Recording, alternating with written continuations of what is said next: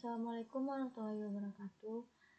Baiklah, perkenalkan nama saya Salimah Rani dengan NIM 210431123. Baiklah, pada kesempatan kali ini saya akan memenuhi tugas dari mata kuliah Hukum Bisnis dan Regulasi. Baiklah, di sini saya akan mencoba menjelaskan terkait dengan organisasi bisnis. Yang pertama, apa itu perusahaan atau organisasi bisnis? Perusahaan atau organisasi bisnis adalah entitas atau badan hukum yang bergerak dalam kegiatan ekonomi untuk menghasilkan barang atau jasa, dengan tujuan utama untuk memperoleh keuntungan atau profit atau mencapai tujuan tertentu. Perusahaan dapat beroperasi di berbagai sektor ekonomi seperti perdagangan, manufaktur, jasa teknologi, dan lainnya. Kegiatan bisnis yang dilakukan oleh perusahaan melibatkan beberapa aspek seperti produksi, pemasaran, keuangan, manajemen sumber daya manusia, dan pengelolaan operasional. Bentuk-bentuk badan usaha. Yang pertama, perusahaan perseroan. Yang kedua, perseroan firma. Yang ketiga, perseroan komanditer atau CV. Yang keempat, perseroan terbatas atau bisa disebut juga dengan PT. Yang kelima, perkumpulan koperasi. Yang keenam, yayasan. Yang ketujuh, perusahaan negara. Yang ke-8, joint venture. Yang ke-9, kerjasama badan-badan perusahaan, dan lain-lainnya.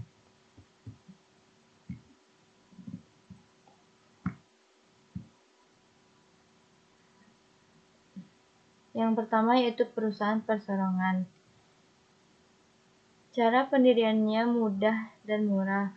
Organisasinya sangat sederhana. Pimpinannya pemilik sendiri. Kekayaan perusahaan juga menjadi kekayaan pribadinya. Risiko tanggung jawab pribadinya. Contohnya seperti Henry Ford, Krupp atau Jerman, Bob Sadino, Pak Sugino atau warung sate, pedagang eceran, warung, toko-toko, PD atau perusahaan dagang. Yang kedua, perusahaan firma merupakan usaha kerja sama untuk menjalankan suatu perniagaan dengan bersama. Didirikan dengan akte notaris, diumumkan di berita negara, aktenya didaftarkan pada panitera pengadilan tinggi di daerahnya. Dan yang ketiga, perseroan komanditer atau bisa disebut juga dengan CV, yaitu tidak perlu terdaftar di Departemen Kehakiman, cukup di notaris, syarat permodalan juga ringan.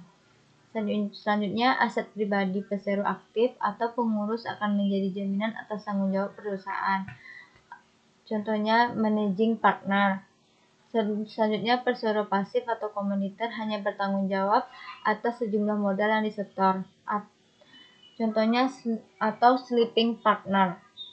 Selanjutnya yaitu yang keempat, perseroan terbatas atau bisa disebut juga dengan PT, yaitu PT harus terdaftar di Departemen Kehakiman.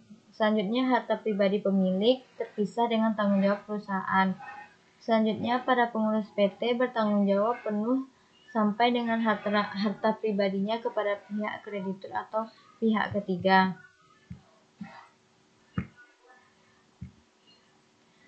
Selanjutnya yang kelima yaitu perkumpulan koperasi, yaitu mirip sama dengan PT, tetapi perkumpulan koperasi ini memiliki hak suara anggota bukan berdasarkan besarnya saham, tetapi dari perorangan.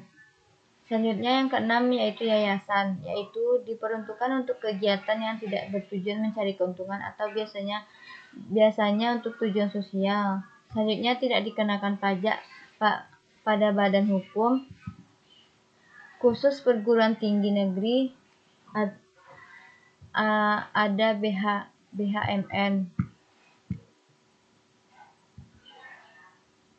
Selanjutnya, badan-badan usaha berdasarkan kepemilikan. Yang pertama ada BUMN, yang kedua BUMD, yang ketiga swasta nasional dan asing, yang keempat badan usaha yang sudah go public, di belakangnya diberi nama dengan TBK, seperti contohnya PT Telkom Tbk. Yang pertama yaitu BUMN. Secara umum, istilah badan usaha milik negara merujuk kepada perusahaan atau badan usaha yang dimiliki pemerintah sebuah negara. Di Indonesia, badan usaha milik negara atau juga disebut dengan BUMN adalah badan usaha yang sebagian atau seluruh kepemilikannya dimiliki oleh negara Republik Indonesia. BUMN dapat pula berupa perusahaan nirlaba atau tujuan untuk menyediakan barang atau jasa bagi masyarakat.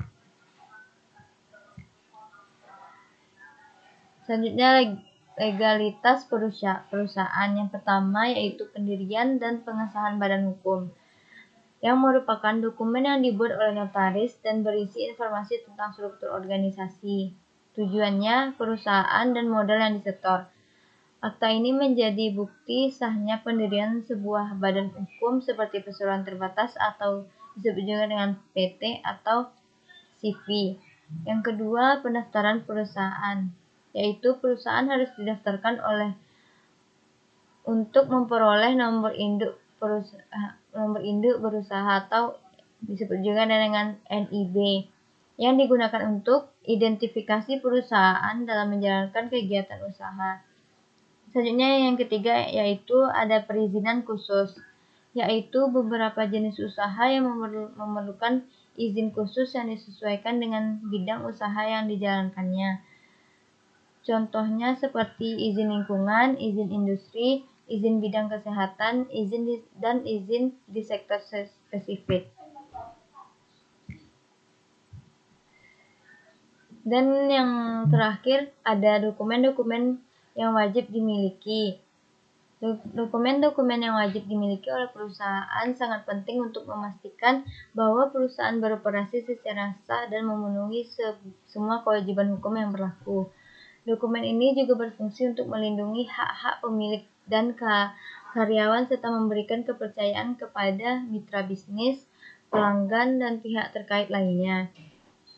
Berikut ini ada beberapa dokumen wajib yang perlu dimiliki oleh perusahaan. Yang pertama ada akta pendirian perusahaan, yang kedua ada anggaran dasar dan anggaran rumah tangga atau disebut juga dengan AD atau ART. Yang ketiga ada nomor induk berusaha atau disebut juga dengan NIB. Yang keempat ada nomor pokok wajib pajak atau disebut juga dengan NPWP. Yang kelima surat izin usaha perdagangan atau SIUP.